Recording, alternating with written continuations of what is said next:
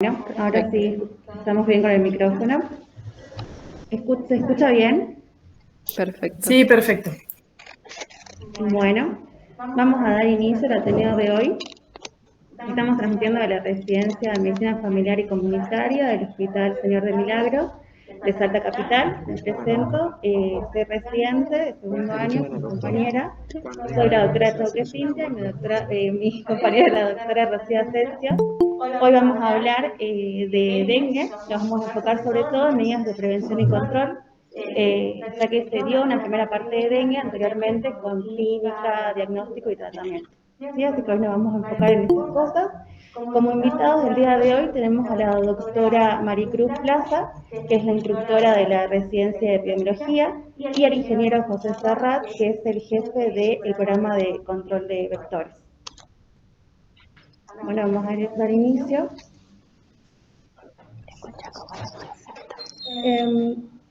Bueno, la bibliografía en la que nos basamos es la circular normativa del manejo integrado estacional para el control de mosquitos, vector del dengue, fiebre chikungunya, fiebre zika y fiebre amarilla, del Ministerio de la Salud Pública del 2017, también del programa de sala de situación de la Dirección de Vigilancia Epidemiológica, de las campañas 2019-2020 y la campaña 2020-2021, también de la guía para el equipo de salud del Ministerio de Salud de Nación del 2015 y de la circular normativa en uso de repelentes del Ministerio de Salud Pública del Gobierno de Salta. Los objetivos que nos propusimos fueron conocer epidemiología local sobre infecciones por el virus del dengue, repasar conceptos epidemiológicos, identificar e indicar medidas de bloqueo de manera oportuna y segura, y también informar al personal de salud y a la comunidad medidas de prevención, de control ante casos sospechosos o confirmados de dengue. Bien, bueno, para comenzar hablando un poco de lo que sería a nivel mundial, el dengue es un problema que ha crecido últimamente muchísimo por diferentes causas. Una buena es la insuficiente provisión de agua potable, lo que hace que se produzca, bueno, se realiza recolección de manera inadecuada, por ahí en recipientes cubiertos inadecuadamente. También la inadecuada recolección de residuos con el aumento de los descartables, que pueden funcionar también como criaderos de mosquitos. El aumento de viajes y migraciones y la falla también del control de los vectores. Hay algo muy importante, que todavía no hay una vacuna eficaz para prevenir la enfermedad. Bien, en lo que es epidemiología se hace la vigilancia con estrategias clínicas, epidemiológicas y por laboratorio. La clínica, bueno, detectando el síndrome febril agudo típico del dengue, la notificación nominal diaria con el síndrome febril agudo compatible con la definición de dengue, y la vigilancia por laboratorio, que se hace por redes de laboratorio, con la notificación con S1, PCR o más tardíamente con los anticuerpos. Bien, vamos a repasar algunos conceptos epidemiológicos. Lo que es semana epidemiológica sería el periodo de tiempo estándar para agrupar eventos epidemiológicos.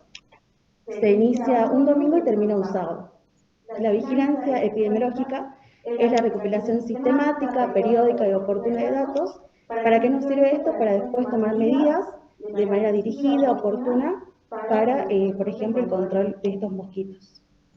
Y la vigilancia sindrómica, que bueno, es el conjunto de signos y síntomas de enfermedades producidas por diversas etiologías, donde acá no depende del diagnóstico de laboratorio, se basa en una detección precoz para dar una alerta y en la implementación de medidas de prevención y control oportunas, que será la respuesta a esto. Bien, la vigilancia intensificada se utiliza para reforzar los mecanismos de captura de casos, para detectar los eventos precozmente, para el desarrollo de actividades en respuesta a programas de control específicos, y se realiza sobre enfermedades transmisibles y con potencial riesgo epidemiológico. Es de notificación obligatoria e inmediata dentro de las 24 horas de sospecha, y en Salta se realiza en el periodo de octubre a mayo. Bueno, para hablar un poco de la situación de la provincia, nos basamos en el programa de sala de situación, en las campañas 2020-2021, donde hubo una notificación de casos de 11.382, donde se confirmaron en casos de dengue 3.206 casos. Los departamentos que presentaron la mayor parte de casos fueron José de San Martín, Orán, Ante y Capital, con una afectación del grupo etario de 25 a 75 años y el 22% resultaron personas de menores de 14 años. Bien. La notificación, cabe resaltar que fue 8 o 10 veces más que lo notificado en temporadas anteriores, en la campaña 2018-2019 y 2017-2018 respectivamente. Luego, en lo que fue la campaña 2020-2021, se realizaron notificaciones de 3.718 casos con 1.538 casos confirmados. Los departamentos fueron similares: Orán, San Martín, Anta y Rivadavia. Para recordar que en este año fue atravesado por la pandemia, por SARS-CoV-2, donde hubo recursos limitados, donde hubo recursos físicos también limitados, mucho personal estuvo dispensado y la vigilancia fue sobre todo dirigida a COVID-19. Se detectaron casos de coinfección en estos departamentos de Aguaray, Embarcación, Salvador Maza, Tartagal, Santa Rosa, Las Lajitas y Santa Victoria Este, todos con una evolución favorable.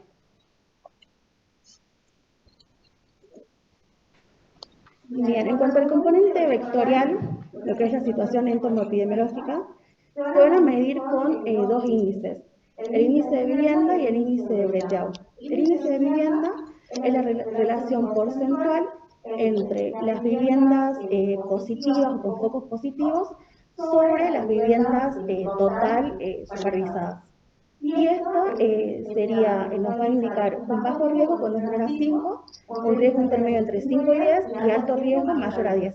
Y el índice de breteado sería la evaluación de focos o reservorios positivos sobre las viviendas, digamos, evaluadas o revisadas. Bien. Vamos a las actividades que se van a realizar para el control de este vector, que es un manejo integral, donde se van a hacer acciones permanentes que son sostenidas en el tiempo y se realizan durante todo el año, o de emergencia o eventuales en casos sospechosos o confirmados. Se realizan mediante la comunicación y la movilización social, la vigilancia epidemiológica, la entomológica y el medio ambiente y la atención del paciente.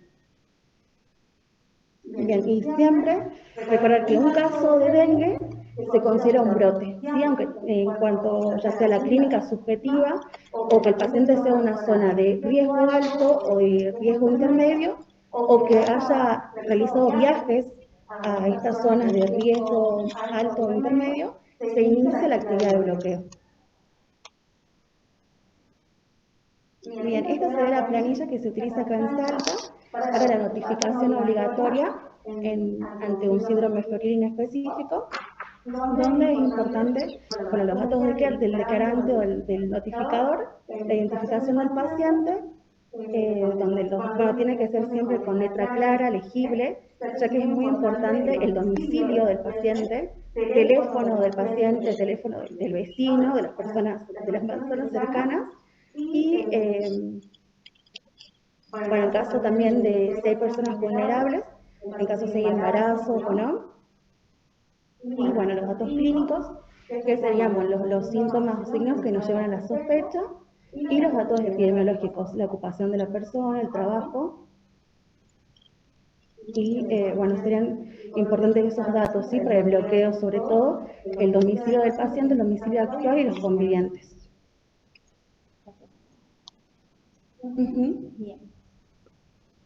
Bien, las acciones permanentes son aquellas actividades que las vamos a hacer, realmente están encargadas los municipios que la realizan durante todo el año.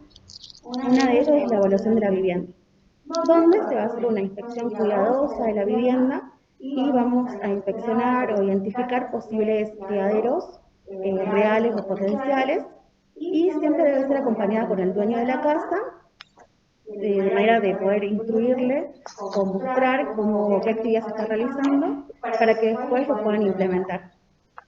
Y siempre se inicia la parte externa o pre-domicilio hacia el interior. Bien, en cuanto al monitoreo entomológico, es el relevamiento periódico de índices aéreos. Cuando hablamos de monitoreo entomológico, recordarles de que a qué nos hacemos referencia: a la distribución espacial, la densidad, la estacionalidad de las poblaciones del mosquito Aedes aegypti de las áreas operativas de alto y mediano riesgo, ¿sí? Este monitoreo nos sirve para ver el impacto de las medidas de control implementadas y anticipar las decisiones en las intervenciones, ¿sí? En este momento es cuando, como mi compañero comentó, hacer la vigilancia epidemiológica, ¿sí? Es un momento que se recopilan datos para poder tomar las decisiones oportunas y renovarlas, ¿sí? El municipio siempre va a ser el que tiene el rol primordial para disminuir todas las poblaciones del vector y manteniendo un medio ambiente ordenado, para continuar haciendo la prevención, el descacharreo de todos los residuos, ¿sí? La meta de este monitoreo entomológico es mantener por debajo del 5% el índice de infestación, recordando de que este índice es la relación en porcentaje entre las viviendas, baldíos positivos con los focos, sobre el número de viviendas baldíos inspeccionadas, ¿sí? Y el índice de breteado es la relación expresada del número de los recipientes positivos sobre la vivienda visitada, pero este va a evaluar la densidad de las larvarias del mosquito Aedes aegypti.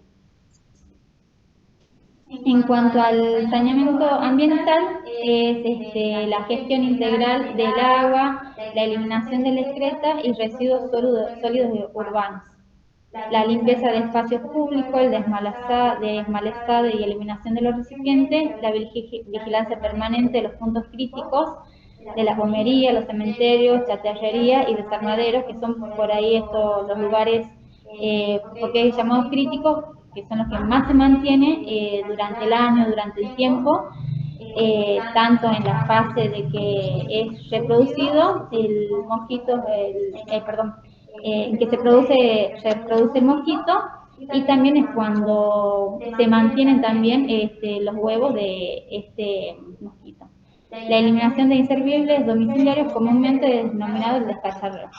El control focal, dirigido a las fases inmaduras acuáticas del mosquito. El foco va a ser todo recipiente que contiene las larvas de la Aedes aegypti, sobre la cual se va a realizar el tratamiento de eliminación o aplicación de la biolarvicida.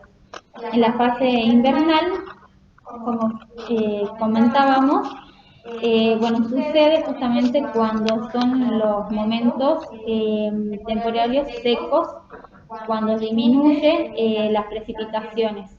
En este momento se puede ver de que los lugares contienen agua o pueden estar secos, pero ¿cómo se va a hacer el control focal? Pulverizando con lo que comúnmente llamamos lavandina, ¿sí? Con una única pulverización en ese momento va a ser suficiente. Las acciones de emergencia. Hablamos de estas actividades y lo podemos denominar como bloqueo, ¿sí? Cuando tenemos una sospecha clínica o sospecha de un brote confirmado. Se hace la búsqueda activa de febriles en la manzana del caso sospechoso y también a las 8 manzanas circundantes. La eliminación del tratamiento químico de criaderos reales potenciales y la fumigación casa por casa. Si no se encuentra en la zona de alto riesgo, también se va a investigar si este paciente concurrió días previos hacia unas zonas de alta o moderada riesgo.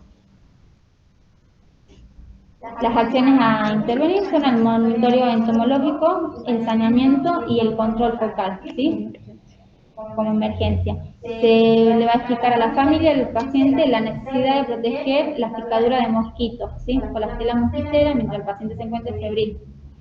Este es el momento de cortar la transmisión, ya que es imperioso disminuir la cantidad de mosquitos adultos que pueden estar infectantes.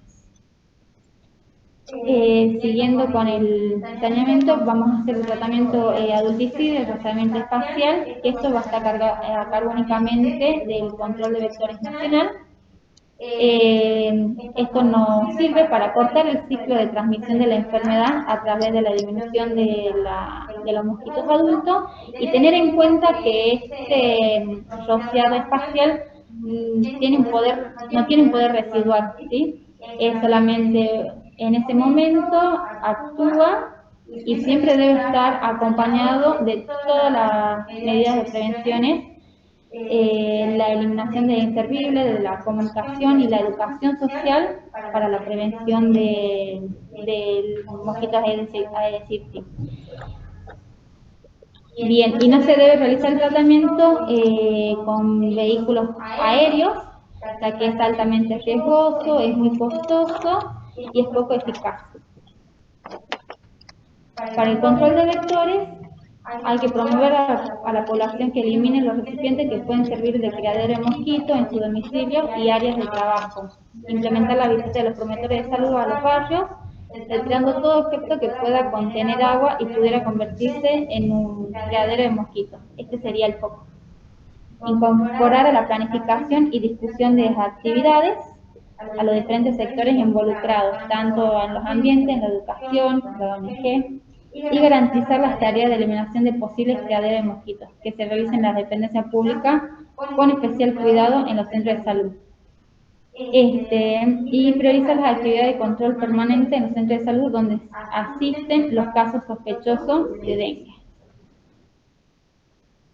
La prevención también debe ser dirigida a la familia y a la comunidad. Hay que recordar que no tenemos una vacuna todavía existente y se debe controlar la enfermedad a través de la prevención.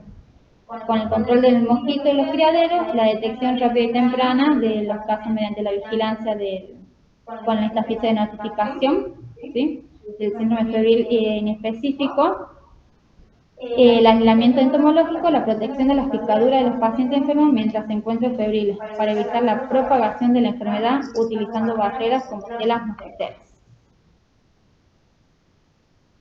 El control de mosquitos y sus criaderos, el tratamiento mecánico de los potenciales criaderos. Siempre se le debe enseñar, instruir a toda la comunidad de qué se trata el tratamiento mecánico. Es tapar, colocar bajo techo, rellenar con arena todo lo que serían los floreros, los tachos, las botellas y la eliminación de todo lo que no sea necesario, de toda la basura.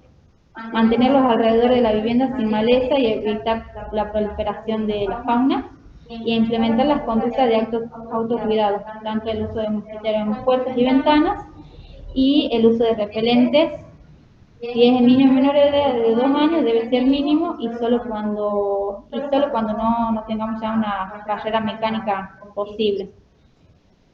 Se debe informar tanto a la población, a la familia, al enfermo y a la comunidad, ¿sí?, sobre esta enfermedad, sobre el mosquito, cómo actúa, en qué momento, el modo de transmisión y cuáles serían las medidas de prevención.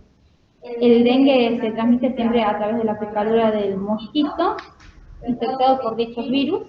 El mosquito va a poner sus huevos en los lugares donde haya agua estancada.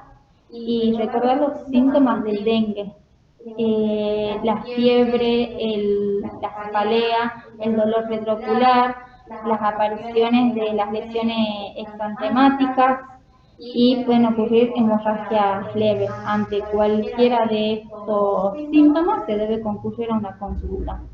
El tratamiento del dengue siempre va a depender de acuerdo a la gravedad del cuadro, depende si es leve, moderado o grave, y no existe en la actualidad, recalcar, una vacuna para prevenir la enfermedad.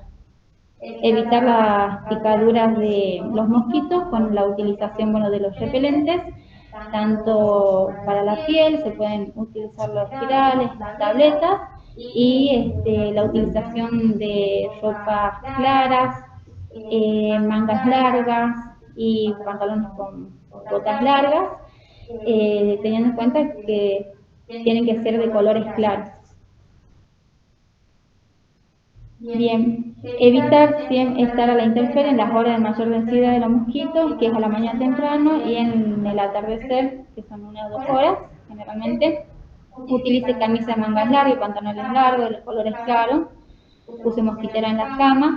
Proteja la cuna o cochecito del bebé con las telas mosquiteras y aplique el repelente contra los insectos. Solo la cantidad suficiente para cubrir la piel, evitando la lastimadura, la piel irritada, las manos cerca del ojo y la boca, especialmente en niños, evitando su aplicación excesiva y reiterada. El uso del repelente es una medida complementaria a las acciones del bloqueo del control de vector.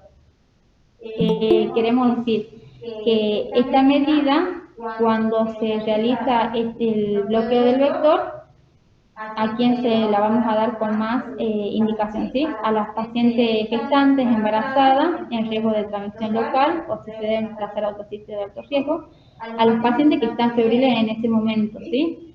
Porque continúa su mayor transmisibilidad del virus los 8 días, a partir del primer día, contando 8 días hacia adelante, de los síntomas, y en todos los otros contactos directos convivientes, y se va a contar a partir de hasta los 12 días del inicio del cuadro febril.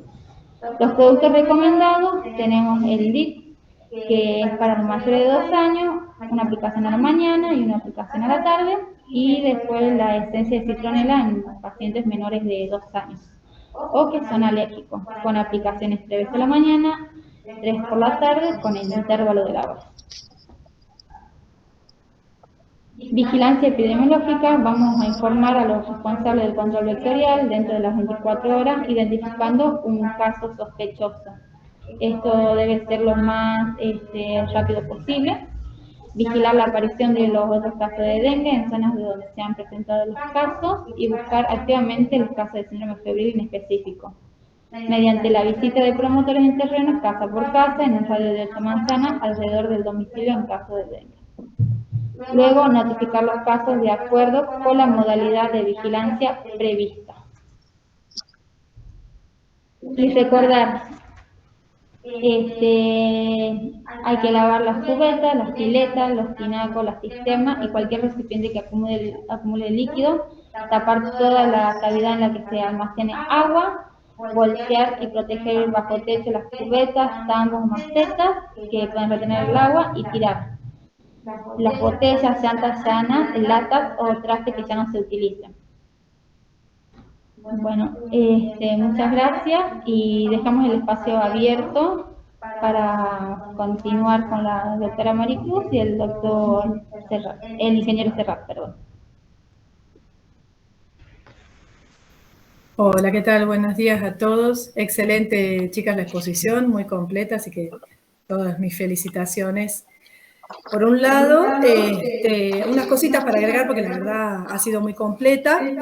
Recordar y tenerla presente siempre a la patología, ¿no? Porque a veces pensamos en los departamentos de ANTA, de San Martín, de Orán, y a veces nos olvidamos que acá también puede haber en la capital, ¿no? De como médicos tener siempre presente la posibilidad que puedo tener al frente mío un paciente con dengue. Como para contarles una experiencia, una vez llegó acá al Hospital San Bernardo una persona, pero nadie sabía. En el hospital sospecharon dengue, pero no levantaron la alerta con la importancia que ustedes marcaron recién, y nos enteramos porque en Orán decían, hay una señora que andaba con sospecha de dengue y se fue al San Bernardo. Automáticamente, con ese rumor de la posibilidad, salimos en búsqueda de esta persona por la importancia del bloqueo, como ustedes bien lo han dicho. Y sí, efectivamente la señora quería hacerse ver, estaba en duda, no se sentía bien y quería hacerse ver acá en Salta.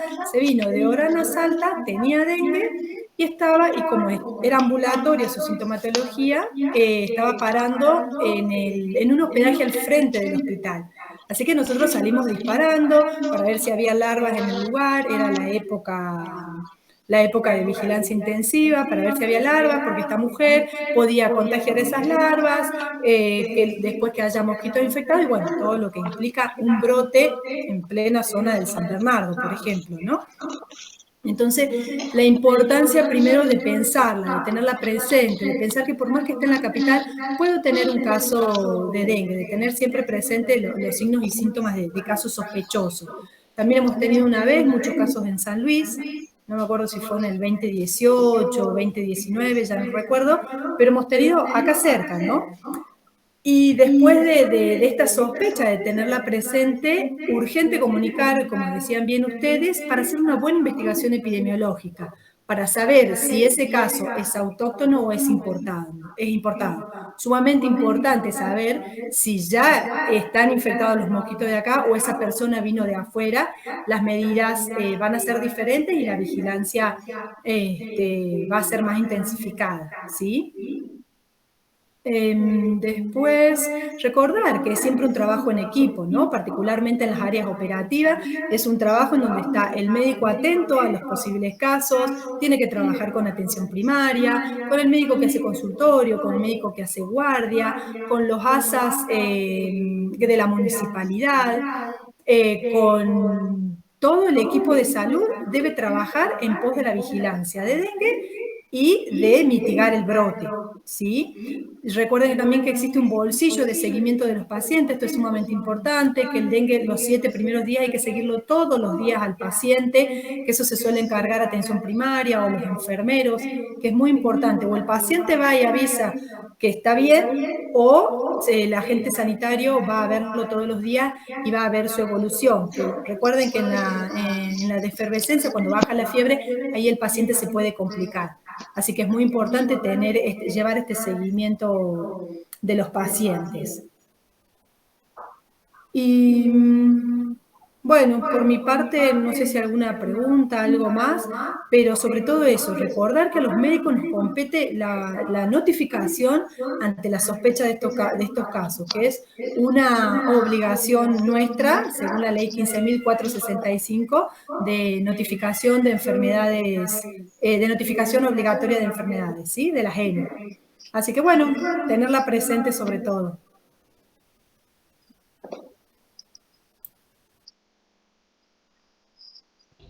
Bueno, muchas gracias, doctora. Ingeniero José Serrat, Sí. en el espacio. A ver que prendo la camarita. Bueno, muchas gracias por la invitación. Muy buena la presentación.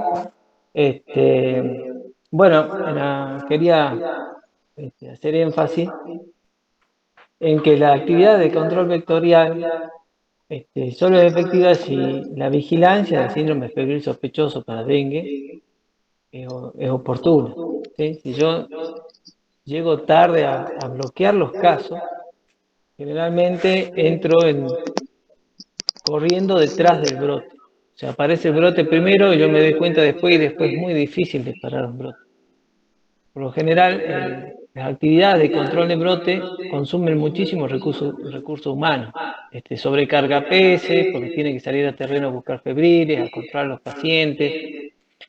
Sobrecarga a los municipios en cuanto a uso de recursos humanos y recursos financieros, porque hay que alquilar camiones, alquilar más personal. Y bueno, y a nivel provincial, por lo general, se trata de abarcar la mayor cantidad de localidades, pero no se llega a todas. Y a nivel nacional, el recurso humano actualmente es muy poco. Si llegamos a 30, 40 técnicos nacionales es mucho y no alcanza. Con respecto a los índices entomológicos, si bien se trata de mantener un índice menor al 5%, eso en la provincia no ocurre nunca. Siempre estamos por arriba del 15, 20. ¿Y qué nos dice? Nos dice que el 50%, o sea, yo tengo un índice del 5%, es lo que yo voy a poder esperar de mi brote, que el 50% de la población se va a terminar enfermando. Es por eso que la vigilancia entomológica se debe realizar en forma periódica, por lo menos 2 veces al año, y sobre todo antes o al inicio de la temporada de lluvia. Y me va a posibilitar planificar qué tipo de actividades voy a hacer. si yo hago una EPI 7, porque es generalmente recomendado para áreas pequeñas, de menor de 3.000 viviendas, termino haciendo un descacharrado, me dice si hago un descacharrado o no. Pero si yo hago un levantamiento rápido de índice aérico, que es la metodología del LIRA, me diferencia qué tipo de recipientes puedo yo tener más complicado. Entonces, puedo decidir si la actividad o hago solamente un descacharrado, o hago un ordenamiento de patio, o hago más prevención. Eso de acuerdo a qué tipo de recipiente yo voy a encontrar en ese levantamiento de índice. Bueno, pero como le dije, acá siempre los índices son muy altos y lo más importante es actuar en forma oportuna. ¿Sí? Eso depende muchísimo de la vigilancia del síndrome febril. Y después, bueno, de la otra parte vectorial, lo que estaba bastante bien. Habría que ver también los focos potenciales, ¿no? Porque si hacemos solamente hincapié en el foco aérico, nos olvidamos del resto de los inservibles. Pueden ser o no inservibles. ¿Sí? Los recipientes que se utilizan en la casa por lo general para acumular agua, si no tiene larva no es un foco, pero es un foco potencial y debo tener la prevención de taparlo con algo, generalmente con tela mosquitera o con alguna tela común, una sábana vieja, se tapa. Y esos tipos de recipientes hay muchísimos. Bien, por ahora nada más y muchas gracias, ¿no?, por la invitación. Yo quería agregar otra cosita nomás cortita, que sepan ustedes que todo en la época de la vigilancia intensiva, cada área operativa debe hacer el plan de contingencia de cada área operativa, ¿no? En caso de brote de dengue, cómo va a accionar, cómo va a actuar y debe presentar al programa de sala de situación su plan de contingencia. Ante una contingencia de un brote de dengue, cuáles van a ser sus necesidades, desde enfermero, horas guardias, medicamentos, todo eso tiene que estar preparado y todo eso se pide desde la Dirección de Epidemiología. Nada más. Bueno, perfecto. Muchísimas gracias por la presencia y también por los aportes. Dejamos el espacio también para que otras preguntas, tanto de los que están conectados como acá en la residencia. Buen día, Doc. Quería consultarle más que nada si hay serologías, dónde hay serologías en nuestra provincia, o si todas las muestras sí o sí se tienen que ser mandadas para acá, para Capital, en el caso de sospechas. No, ya con el tiempo se han adquirido en distintos hospitales, tenemos en Massa, en Orán, Embarcación, Tartagal, tienen NS1, ¿sí? Como para empezar a hacer el diagnóstico ante la sospecha. Igual recuerden que los laboratorios apenas empieza el brote, se le hace a todos. Una vez que ya se sabe qué virus está circulando, se suele hacer 1 cada 10 o aquellos pacientes que empeoran, terminan internados o tienen alguna evolución tórpida, y si no, ya se confirma por nexo, por clínica y epidemiología que llamamos, y nexo.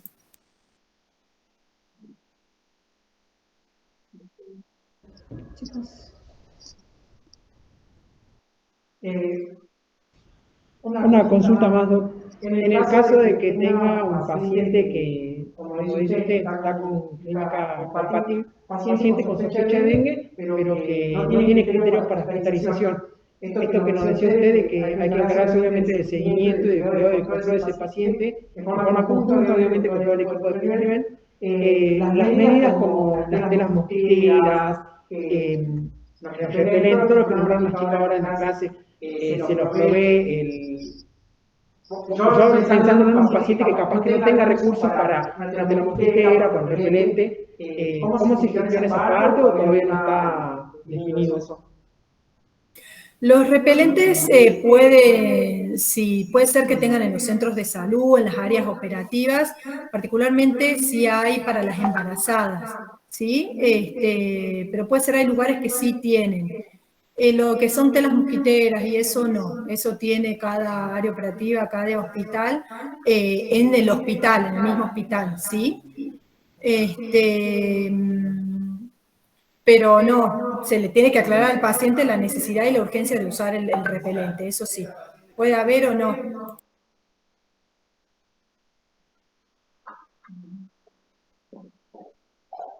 Lo que sí, no se olviden, el paciente debe irse con los signos de alerta y de alarma, porque en general el paciente con dengue es ambulatorio, son muy pocos los que se complican. Entonces debe saber si hay extravasación a terceros espacios, ustedes les tienen que indicar si existe somnolencia una vez que bajó la fiebre, si están como muy cansados, no reaccionan, debe darle las alertas o las alarmas. Perfecto, muchas gracias, doctora. No sé si alguien que está conectado quiere realizar alguna pregunta.